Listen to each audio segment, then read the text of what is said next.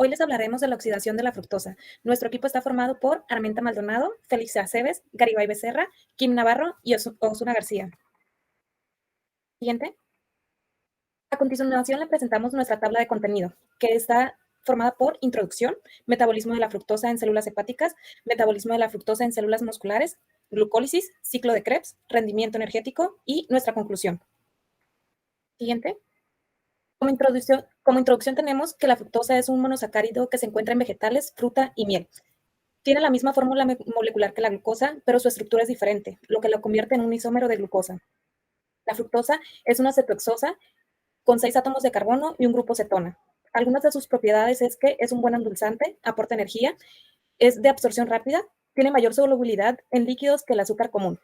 La fructosa se encuentra en todas las frutas y puede extraerse y concentrarse para crear azúcares alternativos. Iniciamos con la fosforilación de la fructosa a fructosa 1-fosfato con ayuda de la enzima fructoquinasa con el número del ensayo Mission 2.7.1.1 y añadiendo una molécula de fosfato en el carbono 1, pasando de ATP a ADP. Posteriormente, con la ayuda de la aldolasa B con número del ensayo Mission 4.1.2.13, pasamos a formar una molécula de dihidroxiacetona fosfato y una molécula de gliceraldehído. Siguiente.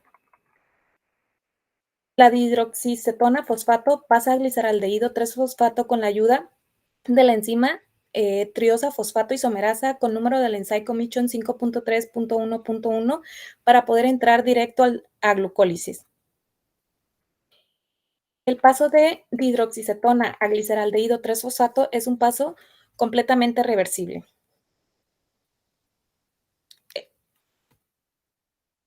El gliceraldehído puede tener dos vías.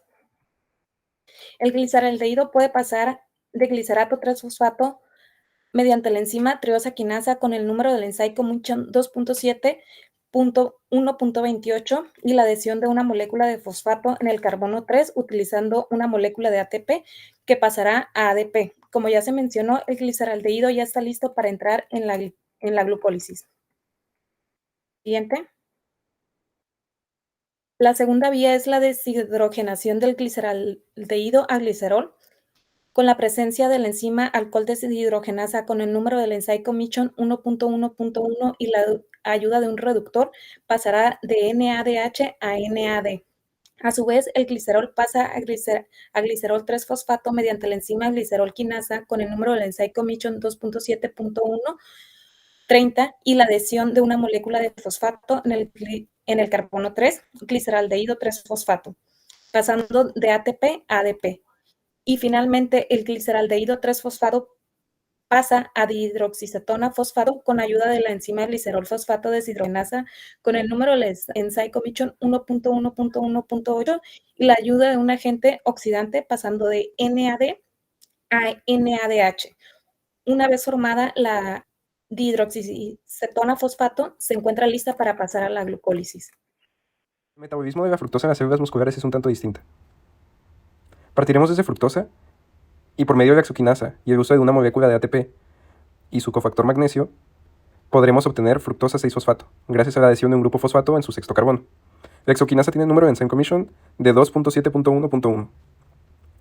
Posteriormente, la fructosa 6-fosfato, por medio de la fosfofructoquinasa y también el gasto de una molécula de ATP junto con el cofactor de magnesio, formará la fructosa 1,6-difosfato.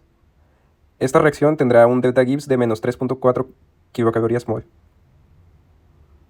Posteriormente, la fructosa 1,6-difosfato, por medio de la aldolasa que tiene un número de ensayo Mission de 4.1.2.13, dividirá esta molécula de fructosa 1,6-difosfato en dos, una de dihidroxiacetona fosfato y una de gliceraldehído 3-fosfato, que es la necesaria para continuar con la glucólisis. Esta reacción tiene un delta Gibbs de 5.73 kilocalorías/mol. Para poder continuar correctamente y utilizar nuestras dos moléculas dentro del proceso de la glucólisis, necesitamos convertir nuestra dihidroxiacetona fosfato en gliceraldehído 3-fosfato. Esto lo vamos a lograr gracias a la triosa fosfato isomerasa, que tiene un número de ensayo Mission de 5.3.1.11.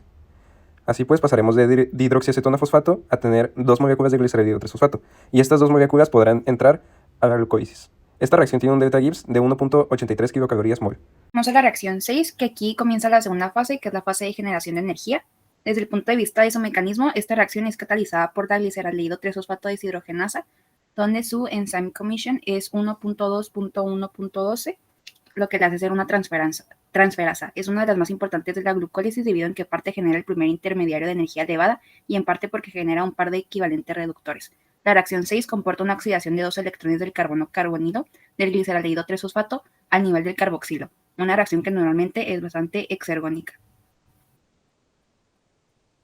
Después tenemos a la reacción 7, que es la primera fosforilación a nivel de sustrato. Como se ha indicado antes, el 1,3-bifosfoglicerato, dado su elevado potencial de transferencia de grupo, tiene una clara tendencia a transferir su grupo acil-fosfato al ADP con la consiguiente formación de ATP. Esta reacción de fosforilación a nivel de sustrato la cataliza la fosfogliceratoquinasa, que su enzyme commission es 2.7.2.3. En este punto el rendimiento neto de ATP es la ruta glucolítica es de 0. Recordemos que se han invertido 2 ATP por mol de glucosa para generar 2 moles de tirosa-fosfato. La reacción que se muestra aquí genera un ATP a partir de cada mol de tirosa-fosfato o 2 ATP por mol de glucosa. Tenemos a la reacción 8, que es la preparación para la síntesis del siguiente compuesto de energía elevada. La activación del 3-fosfoglicerato se inicia con una isomerización catalizada por la fosfoglicerato mutasa, que su enzyme commission es 5.4.2.1, es una isomerasa. La enzima transfiere el fosfato de la posición 3 a la posición 2 del sustrato para dar 2-fosfoglicerato. Para esta reacción se requiere magnesio. Tenemos a la reacción 9, que es la síntesis del segundo compuesto de energía elevada. La reacción 9, catalizada por la enolasa, que su enzyme commission es 4.2.1.11, es una aliasa, genera otro compuesto de energía súper elevada, el fosfenol piruvato, que participa en la segunda fosforilación a nivel de sustrato de la glucólisis. La reacción consiste en una deshidratación. Su efecto consiste en aumentar enormemente la energía libre de hidrólisis del enlace fosfato, que pasa de menos 15.6 kJ por mol para el 2-fosfoglicerato a menos 61.9 kJ por mol para el fosfenol piruvato. Tenemos la reacción 10, que es la segunda fosforilación a nivel del sustrato. Es la última reacción catalizada por la piruvatoquinasa, que su enzyme commission es 2.7.1.40, es una transferasa. El fosfanol piruvato transfiere su grupo fosforilo al ADP en otra fosforilación a nivel del sustrato. La ATP, la reacción global, es fuertemente exergónica, ya que la tautomerización espontánea del producto, el enol piruvato, hacia la forma ceto muy favorecida, proporciona un fuerte impulso termodinámico hacia adelante. Ciclo de Krebs. Paso 1. Para esta reacción vamos a tener el oxalacetato de 4 carbonos, el grupo acetil de 2 carbonos. Recordemos que el grupo acetil viene de la glucólisis o de la beta-oxidación de ácidos grasos. Entonces, vamos a tener también la coenzima A, que va a estar unida a un azufre. Esta coenzima estará unida al grupo acetil.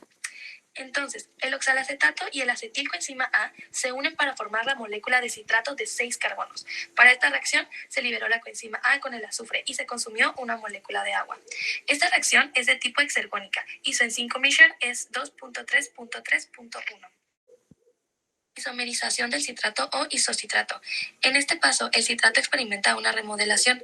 El grupo hidroxilo pasa del carbono 3 al carbono 2. Para esta reacción actúa la enzima aconitasa, que deshidrata al citrato formando al subgrupo cis-aconitato, liberando una molécula de agua.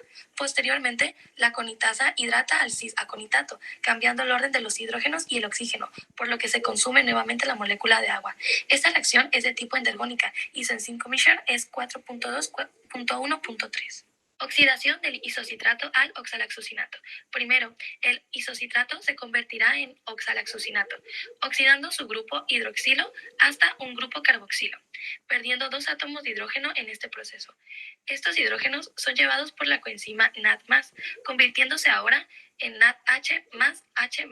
Esta reacción es de tipo exergónica y su enzyme commission es 1.1.1.42. Paso 4. Descarboxilación del oxalaxucinato hasta el alfa-cetoglutarato.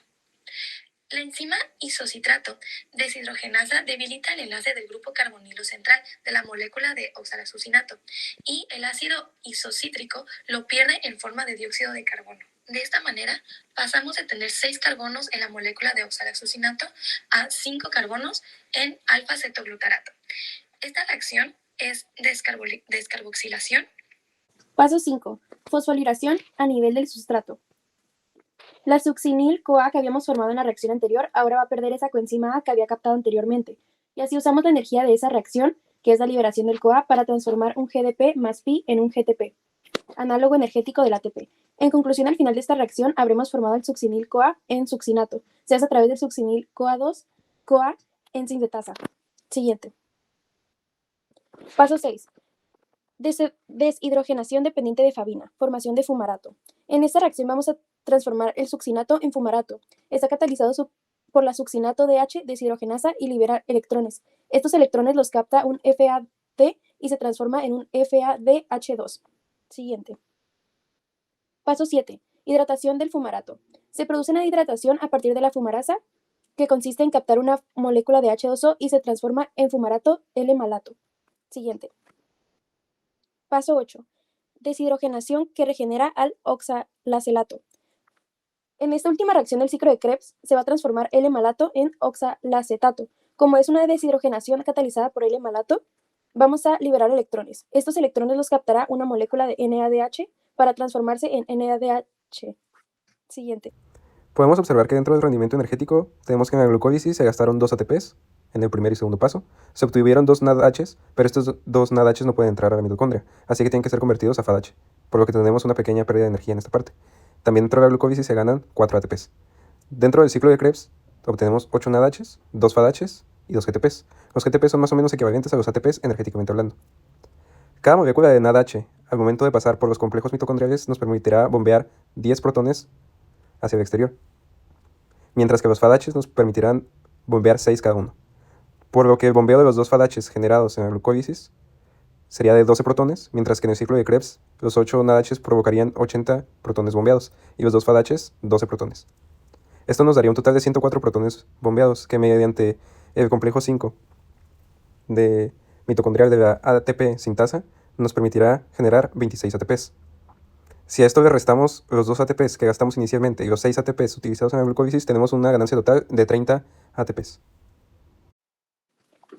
Para concluir, la fructosa libera energía química en forma de ATP, siendo así un combustible metabólico para las células. Los productos salen como resultado del metabolismo de la fructosa y llegan a participar en la glucólisis. En cuanto a la glucólisis, es uno de los métodos que usan las células para producir energía, así se vincula con otras reacciones enzimáticas que usan oxígeno. Se posibilita una descomposición más completa de la glucosa y se produce más energía.